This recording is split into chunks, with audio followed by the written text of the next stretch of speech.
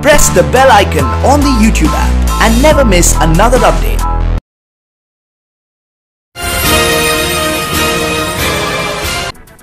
अलवर के रामगढ़ विधानसभा के चुनाव 28 जनवरी को होने वाले हैं। यहां मुख्य मुकाबला हमेशा कांग्रेस और भाजपा में रहा है, लेकिन इस बार बसपा के प्रत्याशी के तौर पर कामा के पूर्व विधायक जगत सिंह के मैदान में आने के बाद मुकाबला त्रिकोणीय हो गया है।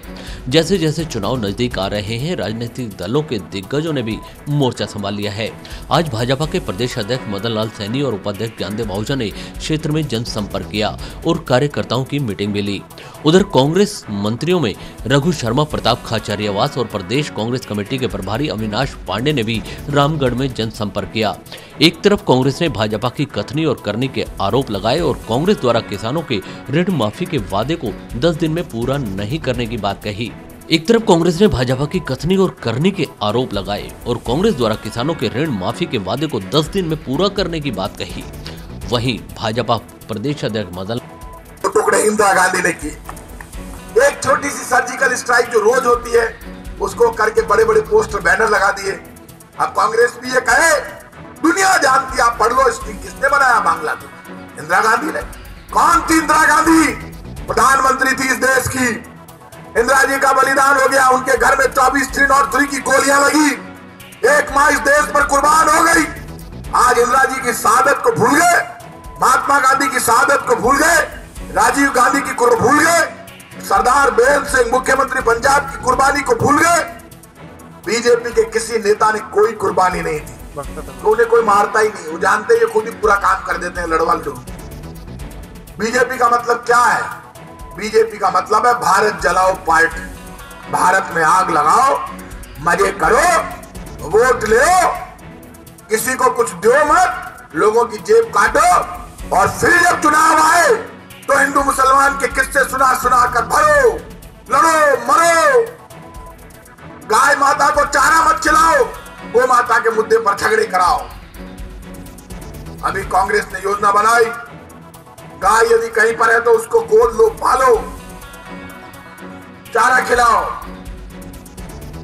गायों के लिए पैसे की व्यवस्था कांग्रेस की सरकार ने की और गायों पर राजनीति की व्यवस्था बीजेपी ने की। भाई को मार दो, इंसान को मार दो, झगड़ा करा दो, झंझट करवा दो। जो इंसानियत की हत्या कर दे वो इस देश का सगा नहीं हो सकता। इस देश में हिंदू, मुसलमान, सिख, ईसाई सब मिलकर लड़े, सब ने मिलकर इस देश को बनाया है। आज भारत के आन बान और शान का प्रतीक यदि कोई है हिंदू, मुसलमान, सिख, ईसाई, पूरा देश यदि एक मंच पर नजर आता है तो कांग्रेस पार्टी का ऐसा मंच है जहां पूरा वसुदेव कुटुंबकम नजर आता है। और मैं आज आपसे कह रहा हूं, कांग्रेस पार्टी का सबसे बड़ा धर्म, आपका और हमारा सबसे बड़ा धर्म, इस देश का सबसे बड़ा धर्म यदि कोई है तो तिरंगा, मेरी आन बान और शान का प्रतीक तिरंगा मेरा सबसे बड़ा धर्म। लाल सैनी ने कांग्रेस पर चुनावों में किए वादे, किसानों के ऋण माफी पर कहा कि कांग्रेस ने 10 दिन का वादा किया, लेकिन 1 माह बीत जाने के बाद भी अभी तक किसानों को 1 रुपया नहीं मिल पाया। मदन लाल ने कहा कि भाजपा नीतियों और विकास पर चुनाव लड़ती है और रामगढ़ का चुनाव वो जीतेंगे।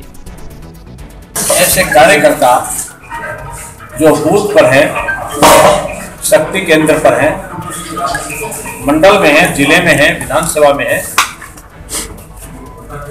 वो कार्यकर्ता इस ताकत से लगे हैं कि पिछली बार हम जितने मतों से जीते थे उससे अधिक मतों से हम जीते, इसके लिए उनकी तैयारी है। प्रत्येक पोलिंग बूथ पर संपर्क हो गया है, शक्ति केंद्रों की भी बैठकें हो रही हैं। मुझे लगता है इस चुनाव में निश्चित रूप से हम जीतेंगे। एक बात आपके माध्यम से नोट करना चाहता हूं कि देश में संविधान को मान्यता दी है। यह चुनाव की जो प्रक्रिया है यह संविधान के अंतर्गत ही आती है। चुनाव में मत प्राप्त करने का एक तरीका है अपनी नीतियों के बारे में, अपने काम के बारे में जनता को जागृत करना, उनके बीच में जाना और उनसे मत प्राप्त करना, ये एक सबसे श्रेष्ठ और अच्छा तरीका माना है। संविधान ने भी यही कहा है। लेकिन इस चुनाव में जैसे मुझे जानकारी मिल रही है, कोई कह रहे हैं कि 84 बंदूक लेकर, पिस्टल लेकर, पत्थर से और मुकाबला करो। कोई कहता है सर फोड़ दो, सरपंच का रास्ता रोका गया, हमारी सरकार आ गई इसलिए अब हमारी चलेगी। बीजेपी के 2 कार्यकर्ताओं को पीटा गया, सरकार का एक घमंड हुआ है। यह प्रजातंत्र में अच्छी परंपरा नहीं है। ये किसी भी पार्टी ने इसको स्वीकार नहीं करना चाहिए। भारतीय जनता पार्टी इस चुनाव में अपनी नीतियों के आधार पर जनता को शिक्षित कर रही है, जनता के बीच में जा रही है और उनसे मत मांग रही है। वह जाने पर यह भी लगा कि लोग अपने आप को ठगा ठगा सा महसूस कर रहे हैं।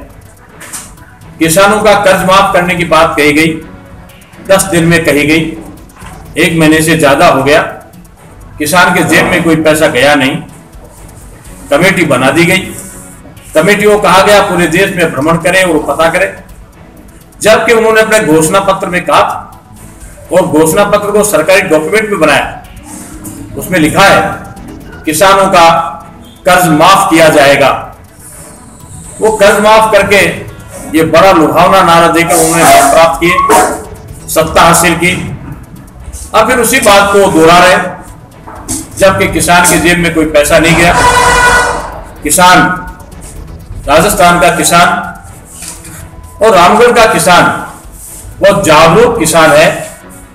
हमने जब 50,000 का कर्जा माफ किया था, हमने नियम बनाए, उसके अनुसार कर्जा माफ हुआ, किसान के खाते से वो पैसा कटा, दोबारा लोन लेने के लिए उनको अधिकृत किया गया। तो लोगों को वो बात भी याद है और इनकी बात भी याद है। जनता ने फैसला किया है कि काठ की आंधी 2 बार नहीं चढ़ती है। इसलिए आने वाले चुनाव में और इस चुनाव में, उपचुनाव में, कांग्रेस और सामने वाले जो बाहुबल के आधार पर, हथियारों के आधार पर, पैसे के आधार पर मत लेना चाहते हैं, उनको जनता नकार चुकी है। और भारतीय जनता पार्टी जो अपने काम के आधार पर, जो काम हमने हमारी सरकार के समय किया और केंद्र की सरकार ने जो काम किया, उसके कारण से आज एक सामान्य व्यक्ति अपने आप को गौरवान्वित महसूस कर रहा है। दिल्ली की सरकार के कारण दुनिया में हिंदुस्तान की प्रतिष्ठा बढ़ी है और राजस्थान की सरकार में हमने बहुत काम किए हैं, विकास के काम भी किए हैं। एक मुद्दा बार बार उठा रहे हैं कांग्रेस के लोग, राहुल गांधी, राफेल का। राफेल एक्चुअली राहुल फेल, ये कहना चाहिए। इसलिए कहना चाहिए कि हम एक खाली बोरी लेते हैं, उसकी कीमत अलग है, उसमें गेहूं डालते थे तो उसकी कीमत अलग हो जाती है, जो चावल वगैरह डालते हैं तो अलग हो जाती है। ऐसे ही राफेल, उन्होंने खाली बोरी का सौदा किया था, हमने वेपन सहित सौदा किया है और उनका जो असेसमेंट था उससे हमारी जो खरीद है वो सस्ती हुई है, जबकि दुनिया में हथियारों का खर्चा बढ़ा है, महंगाई भी बढ़ी है। इसलिए उनको कोई मुद्दा मिला नहीं, न राजस्थान में मिला, न केंद्र में मिला, और बहस करने के लिए वो तैयार नहीं हुए। ये सारी बातें जनता देख रही है।